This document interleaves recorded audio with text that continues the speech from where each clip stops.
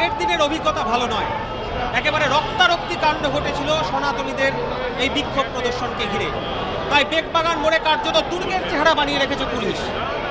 Bangladesh deputy high commission চত্বরে যাতে কোনো রকম কোনো হিন্দু সনাতন সংগঠন অথবা কোনো রাজনৈতিক দল তারা যাতে পৌঁছতে না পারে সেই জন্য একেবারে আঁটো নিরাপত্তার বন্দোবস্ত দীর্ঘক্ষণ ধরে এই বেগবাগান মোড়ে ছিল। একেবারে লৌহ প্রাচীর গড়ে তোলা হয়েছে এই বেগবাগান মোড়ে।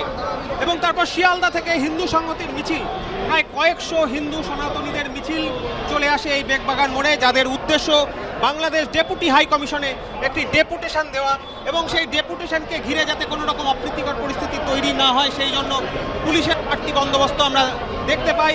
এবং ডেপুটি হাই কমিশন চত্বরে শিয়ালদা থেকে এসে মিছিল করে তারা কিন্তু আসেন এবং তারপর দীর্ঘক্ষণ এই কমিশনের দপ্তরের সামনে বেগবাগান মোড়ে তারা কিন্তু স্লোগান দিতে থাকেন, অবস্থান বিক্ষোভ করতে থাকেন এবং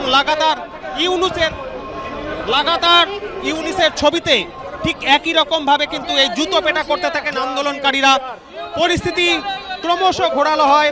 সেই মুহূর্তে বাংলাদেশ ডেপুটি হাই কমিশন থেকে 3 জন প্রতিনিধিকে ভেতরে যাওয়ার অনুমতি আসে এবং তারা গিয়ে তাদের যে 6 দফা দাবি রয়েছে, অর্থাৎ যারা দীপু দাসের হত্যাকাণ্ডে প্ররোচনা দিয়েছিলেন তাদেরকে অবিলম্বে তাদের বিরুদ্ধে যথোপযুক্ত ব্যবস্থা নিতে হবে। যে সমস্ত পুলিশ কর্মীরা উন্মত্ত জনতার হাতে দীপু দাসকে ছেড়ে দিয়েছিলেন সেই পুলিশ কর্মীদের বিরুদ্ধে যথাযোগ্য ব্যবস্থা নিতে হবে, সেই দাবি কিন্তু এই আন্দোলনকারীদের তরফ থেকে ডেপুটেশন আকারে জমা পড়ে। এবং বাইরে ক্রমাগত বিক্ষোভে স্লোগানে পরিস্থিতি ঘোরালো হতে থাকে বেগবাগান মোড়ে, যদিও পুলিশের তরফ থেকে কোনো রকম বল প্রয়োগ আজকে করা হয়নি। দীর্ঘক্ষণ এই প্রতিবাদ চলবার পর ডেপুটেশন জমা দেওয়ার পর হিন্দু সংহতির তরফ থেকে এই আন্দোলন উঠিয়ে নেওয়া হয়। তবে আজকে অবশ্যই যে বিষয়ের দিকে নজর থাকবে যে বিকেলের পর শুভেন্দু অধিকারী তিনি আজকে বাংলাদেশ ডেপুটি হাই কমিশনে তিনি আজকে সাক্ষাৎ করতে যাবেন এবং 5 জন সাধু সমাজের হিন্দুত্ববাদী সংগঠনের 5 সাধুকে সঙ্গে নিয়ে তিনি ডেপুটি হাই কমিশনের কাছে যাবেন জবাব চাইতে, যে বাংলাদেশের অন্তর্বর্তী সরকার এখনো পর্যন্ত কি সদর্থক ভূমিকা নিয়েছে সেই জবাব তিনি চাইতে যাবেন। সেই পরিস্থিতির দিকেও কিন্তু আমাদের নজর থাকবে।